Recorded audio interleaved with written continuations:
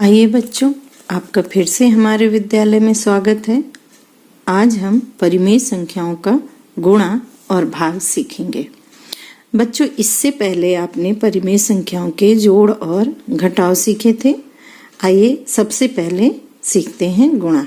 गुणा में बच्चों एक दो बातों का ध्यान आप जरूर रखना कि किसी भी संख्या में जब हम शून्य से गुणा करते हैं तो संख्या शून्य ही प्राप्त होती है, यानी उसका गुणनफल शून्य होता है। ठीक उसी तरीके से परिमेय संख्याओं में भी ये बात लागू होती है। परिमेय संख्याओं में भी आप शून्य से गुणा करेंगे, शून्य गुणनफल। देखिए, चाहे एक परिमेय संख्या हो, चाहे ऋणात्मक हो, चाहे दो परिमेय संख्या या अधिक से अधिक भी हो, बीच में कहीं भी आपके एक शून्य से गुणा हो जाए तो वो पूरी की पूरी संख्या शून्य हो जाती है। आपको कोई मेहनत करने की जरूरत नहीं है, आप उसका आंसर शून्य लिख सकते हैं। ये शून्य का प्रगुण है। दूसरी बात आप ध्यान रखेंगे कि किसी भी संख्या में एक से गुणा होता है तो वो संख्या वही आती है जिस संख्या में हम एक से गुणा करते हैं, गुणनफल में वही संख्या आती है। परिमेय संख्याओं के साथ भी ऐसे ही होता है। जैसे 5/7 को 1 से गुणा कर रहे हैं तो 5/7 ही आएगा। 9/-11 को 1 से कर रहे हैं तो 9/-11। इसका मतलब कि 1 से किसी भी परिमेय संख्या में गुणा होगी तो वही परिमेय संख्या मिलेगी। अब आइए आपको गुणा करने के तरीके को बताते हैं कि सबसे पहले आपको क्या करना है, फिर क्या करना है, फिर क्या करना है। ठीक, तो आप सबसे पहले जो ऋण का चिन्ह है उसको आप जब भी वो जोड़े में हो जाए आप कैंसिल कर दीजिए। जैसे उदाहरण देखिए, -3/7 गुणा 14/-18।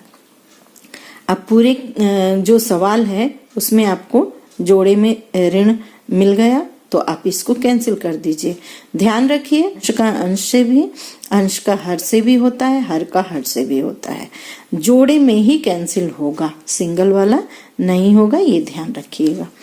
अब उसके बाद आप चेक कीजिए कि क्या किसी अंश की संख्या हर की संख्या को विभाजित करने वाली है या फिर किसी अंश की संख्या में और हर की संख्या में कोई ऐसा अपवर्तक निकल रहा है जिससे दोनों संख्याएं विभाजित हो जाए। उसको आप चेक करने के बाद आप फिर उसे काटेंगे। जैसे यहाँ आपने ऋण को खत्म कर दिया। अब आपके पास 3/7 गुणा 14/18 है। अब यहाँ आप चेक करेंगे तो 7 के पहाड़े में 7 भी आता है और 14 भी आता है, यानी 7 इसका अपवर्तक निकला। तो 7 एकम 7 तो काट के 1 लिख दीजिए, 7 दूनी 14 तो 2 लिख दीजिए। 3 के पहाड़े में 3 और 18 दोनों ही आता है तो 3 इसके अपवर्तक है तो 3 एकम 3 और काट के 3 6 18। अब जब आपके पास 2 बचा था और 6 तो 2 के पहाड़े में 2 भी आता है और 6 भी, यानी 2 एकम 2 और 2 3 6। अब कोई भी संख्या किसी भी संख्या को नहीं काट सकती तो आप अंश का अंश में गुणा कर दीजिए। 1 एकम 1 और 3 एकम 3। ये आपका आंसर हो गया।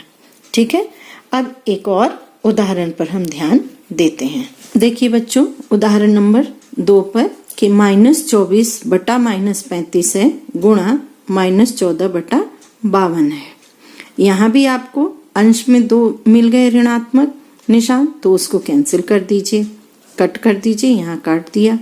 35 का माइनस बच गया क्योंकि इसको काटने के लिए दूसरा ऋण नहीं है।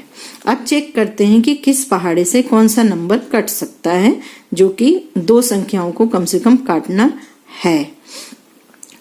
24 2 से काटेंगे तो 12 बार में कटेगा, यानी 12 दूनी 24। काटने का तरीका भी देखिए आप, 2 एकम 2 और 2 दूनी 4। ठीक, सामने 52 भी 2 से कट रहा है।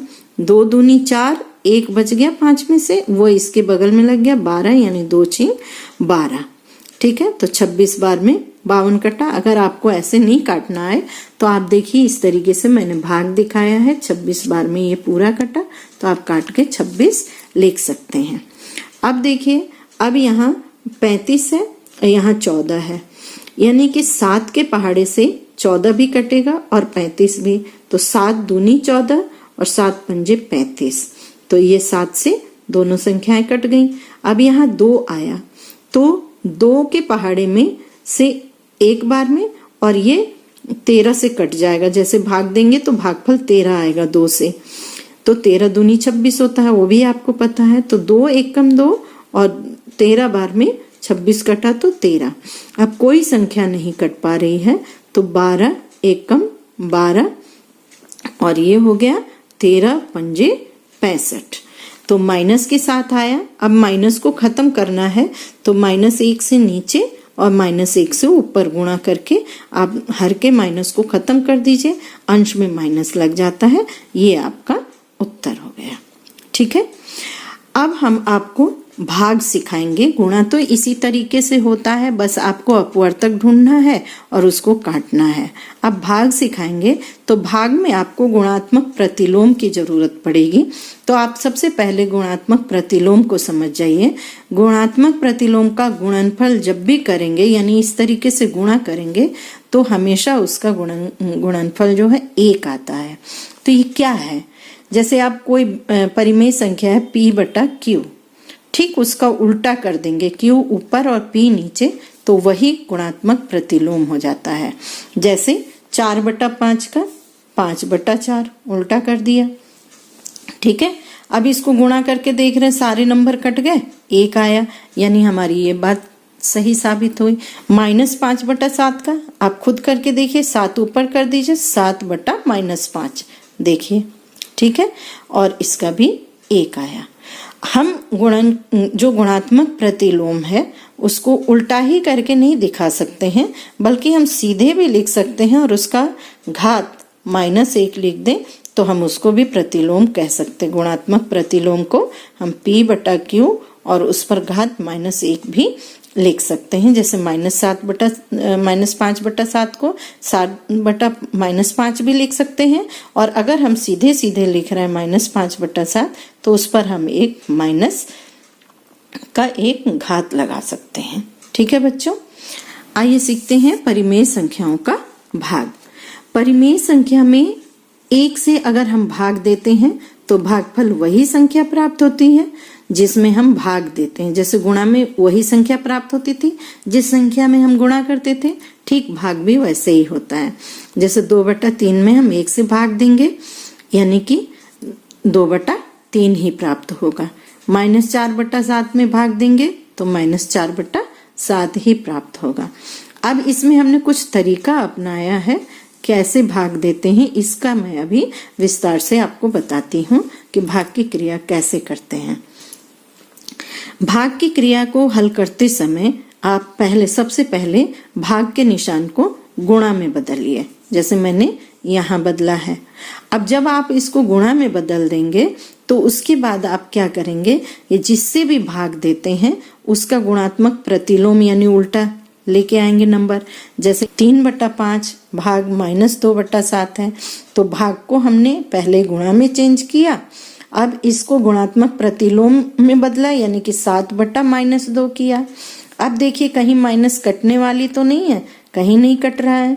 नंबर देखिए, कोई नंबर किसी को काटने वाला है, कोई नहीं काट रहा है, तो अंश का अंश में गुणा कर दीजिए, हर का हर में कर दीजिए, और फिर अगर हर में ऋणात्मक निशान आता है तो या तो डायरेक्ट उसको अंश में कर दीजिए, या फिर इस तरीके से -1 से नीचे और ऊपर गुणा करके आप उसका आंसर ला सकते हैं। आपको परेशान होने की जरूरत नहीं है। सिर्फ जब आप भाग को गुणा कर देंगे और भाग देने वाली संख्या यानी भाजक को जब उसका गुणात्मक प्रतिलोम यानी उल्टे संख्या को लिख देंगे तो वो आपका फिर गुणा जैसा ही सवाल हो जाता है और भाग पूरा हो जाएगा। दूसरे उदाहरण में देखिए, 1/-6 में भाग देना है -1 से। अब -1 को परिमेय में लिखेंगे तो -1/1 लिखेंगे, भाग का निशान है ही है। जब आप इसको, अब यहाँ माइनस माइनस है, या तो इसी जगह कैंसिल कर दीजिए या आगे लेकर आप आए, तो आप क्या कीजिए, इसको गुणा में बदलिए और इसको गुणात्मक प्रतिलोम कर दीजिए, तो 1/-1, ये माइनस माइनस कैंसिल हो गया। अब आपका 1 एकम 1/6 प्राप्त हुआ। ठीक है, यानी भाग केवल नाम का भाग है, आपको उसे गुणा में बदलना है और फिर गुणा के सवाल की तरह हल करना है। ठीक है बच्चों, आशा है आपको गुणा और भाग परिमेय संख्या का समझ आ गया होगा। इसे और बच्चे सीख जाएं, इसके लिए आप इस वीडियो को शेयर कर दीजिएगा अपने दोस्तों में। धन्यवाद।